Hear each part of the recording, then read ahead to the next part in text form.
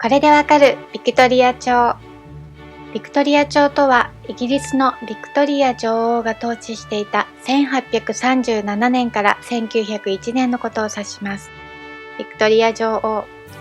大英帝国が最も輝いていた時代のイギリス国王であり、インド初代皇帝。在位はエリザベス2世に次ぐ長さで62年。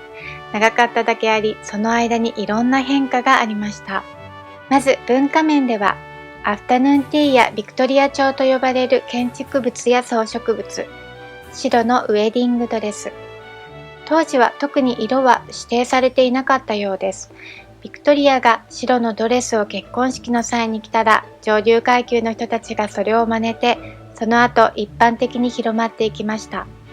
それから無痛分娩もビクトリアが行ったことで広まったと言われています。小説ではシャーロック・ホームズで有名なコナン・ドイルやクリスマス・キャロルで有名なディケンズなどが活躍しました。経済面では18世紀後半から始まった産業革命により世界の工場と呼ばれていたイギリスですが、その国力を世界に見せつけたいということでロンドン万国博覧会を開催しました。これは世界で初でした。この時のイギリスはパクス・ブルタニカと呼ばれていました。もともとパクス・ロマーニャという言葉があり、ローマの平和という意味でした。パクス・ブルタニカはイギリスが工業力や軍事力を持ち安定したことを示すのですが、これはもちろんイギリスにとっての平和です。他の国にとってはイギリスに自由貿易をしようと持ちかけられ、断ったらイギリスの軍事力を使われてしまうのですから、たまったものではありませんでした。ただイギリス国内もみんなが平和だったわけではなく、貧富の差はどんどん激しくなり、労働環境は厳しく、特に児童労働が問題になりました。環境汚染も深刻となり、ロンドンの街はスモッグに覆われていました。政治面では保守党ディスレーリ内閣と自由党グラッドストン内閣がほぼ交代する二大政党制ができたり、議員内閣制が安定していました。これは後に触れるビクトリアの夫アルバートの影響が大きかったようです。さて、ここからはビクトリア女王の生涯とともにこの時代を見ていきたいと思います。1819年、父ケント公爵エドワードと母ビクトリアの間に生まれる。名前が同じでややこしいですが、娘の方のビクトリアの王位継承順位は5番目で、本来なら王位継承には遠い存在でしたが、後継者がいなかったり亡くなったりしたため順番が回ってきました。18歳でイギリス国王に即位。最初は当時首相だったメルバーン子爵ウィリアム・ラムに助言してもらいながら政治に携わります。ビクトリアは彼を頼り切っていて、2人の関係は親子のようにも見えたと言われています。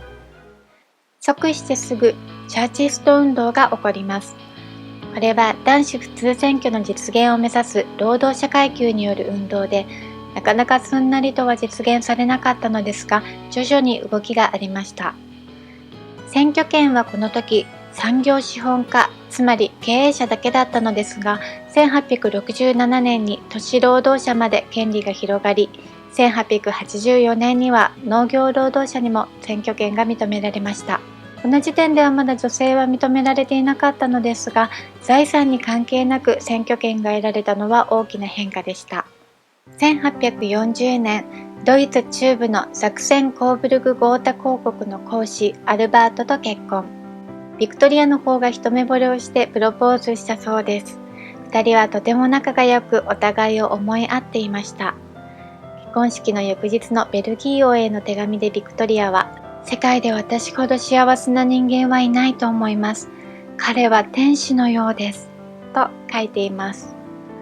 ビクトリアは最初、アルバートには政治に介入させませんでした。アルバートは外国人ということで、貴族社会や社交界から疎まれていたためです。ですが、二人の間に子供ができてから徐々に政治面でも夫を頼るようになります。事実上、共同統治という形になりました。アルバートは二大政党の権力争いに加担することなく、王権の中立化に努めます。感情的で政治家に関しても好き嫌いが激しいビクトリアに、アルバートが立憲君主制や二大政党制の意義を教え、調和の取れた政治が行われていました。2人の子供は9人いました。その子供たちや孫たちをヨーロッパ中の王家に嫁がせていきます。ビクトリアはヨーロッパの祖母と呼ばれるに至りました。ただ、大きな問題を引き起こしました。ビクトリアは血友病の変異遺伝子を持っていたと推測されています。血友病とは、一度出血すると血が止まらなくなる病気で、男子のみ発症します。その遺伝子を引き継いだ娘たちがドイツ、スペイン、ロシアなどに血友病を広げていってしまいました。その中でもロシアのロマノフ家は有名です。これによりラスプーチンという人がロシアにおいて力を持ちました。あと、ビクトリアとアルバートは動物好きで動物実験を批判し、積極的に動物愛護の活動を支援しました。また、クリスマスツリーを飾る習慣は夫のアルバートがドイツから持ち帰ったことから始まったと言われています。家庭を大事にする2人は理想の夫婦像とされました。1840年、結婚と同じ年、アヘン戦争が起きました。アヘン戦争とはビクトリアが即位する前からあった貿易が火種となって起こった戦争です。最初はイギリスと中国、当時は清の間で貿易がありました。清からお茶を銀で購入していました。当時、清側にはルールがあり、広州にある公行という特別に許可された組合でしか取引に応じませんでした。他から買えないため、高くてもそこから買わなくてはいけない。イギリスは銀不足になりました。でもイギリスではお茶が人気です。として考えました。当時、イギリスの植民地だったインドにアヘンを栽培させて中国に密輸させ、銀でインドに支払いをさせる。イギリスから機械で作った安い綿製品をインドに送り、インドから銀を回収する。これを三角貿易と呼びます。アヘンは麻酔などに使われるものでしたが、麻薬として広まり、中毒者が増えました。もっとアヘンが欲しいということになり、たくさん運ぶようになると、清は銀を支払う量が増え、それによりイギリスは銀をたくさん手にしました。ただイギリスはそれだけでは満足しませんでした。自由貿易がしたかったので、公行を潰したかったのです。言ってもダメなら軍事力でと思いますが、口実がありませんでした。じっと待っていると清側が口実を作りました。ある役人がアヘンにより国民が壊れていくのを見て立ち上がり、アヘンを没収して廃棄しました。そしてアヘン商人を取り締まります。清からしたら当然のことに思いますが、これを口実にイギリスがアヘン戦争を仕掛けます。結果はイギリスの勝ち。南京条約で5つの貿易港を開港させ、賠償金を支払わせ、香港をゲットしました。1845年、アイルランドでジャガイモ飢饉が発生しました。これはジャガイモ疫病菌の発生によるもので、これによりアイルランドではたくさんの人が餓死しました。さらに100万人ほどの人たちが新天地アメリカやカナダに移住していきます。アメリカ元大統領ジョン・ F ・ケネディの祖父母もその一人です。ビクトリアはライオネルド・ロスチャイルドが主催するアイルランドとスコットランドの貧民のための英国給品協会に2000ポンドの寄付をしています。これは寄付金額の第1位で第2位のロスチャイルドを大きく引き離す額でした。この時、穀物法という自国の農業を守るために輸入品に関税をかけるという法律がありました。この時の首相ピールが穀物法廃止を決意。ビクトリア夫妻もこれを支持し、アイルランド人が安い価格で輸入穀物を購入できるようにします。1857年、セポイの反乱が起こります。セポイとはイギリスの東インド会社が持っていたインド人の傭兵のこと。東インド会社とはその名の通り会社なのですが、政府からいろいろな権利を与えられていました。徴兵権も持っていたため、セポイを使い、インドの植民地化を進めました。セポイは同じインド人と戦わなくてはならなかったのです。ある日、弾薬を包む薄い膜に使われている油が、牛と豚の油を塗ってあるという噂が立ちました。この包みは口で破って捨てなくてはいけません。ヒンズー教徒にとって牛は聖なるもの。イスラム教徒にとって豚は不浄のもの。このことをきっかけに今までの不満が一気に爆発し、大規模な反乱になりました。セポイだけではなかったので、インド大反乱とも呼ばれます。ですが、イギリス側がこれを鎮圧。この時、イギリスのタイムズ紙では、白人一人殺害に対し1000人死刑にせよという言葉があったとか。この後、東インド会社を廃止してインドをイギリスの直轄支配下に置きました。このことから、もしかして噂を流したのはイギリス本国なのかもなんて噂があります。推理小説と同じ、得した人が犯人的な。1877年にビクトリア女王がインド皇帝を兼ねるインド帝国の成立を宣言。ビクトリアは再反乱を防ぐには、自らの慈悲深い母のイメージを前面に出すことを考え、信仰の自由を保障し、女王は人種に寛大というイメージも植え付けることに努めました。1861年、夫アルバートが腸チフスのため死去。42歳でした。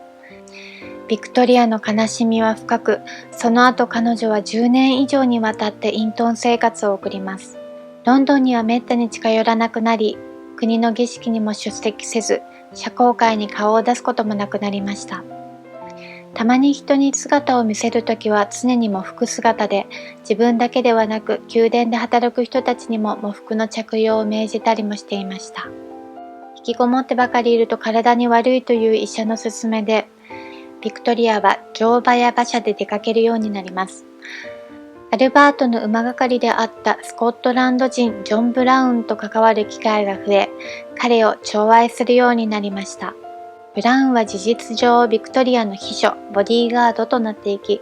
王族や首相といえども、ブラウンを返さなければビクトリアに謁見できなくなるぐらい重要な人物となりました。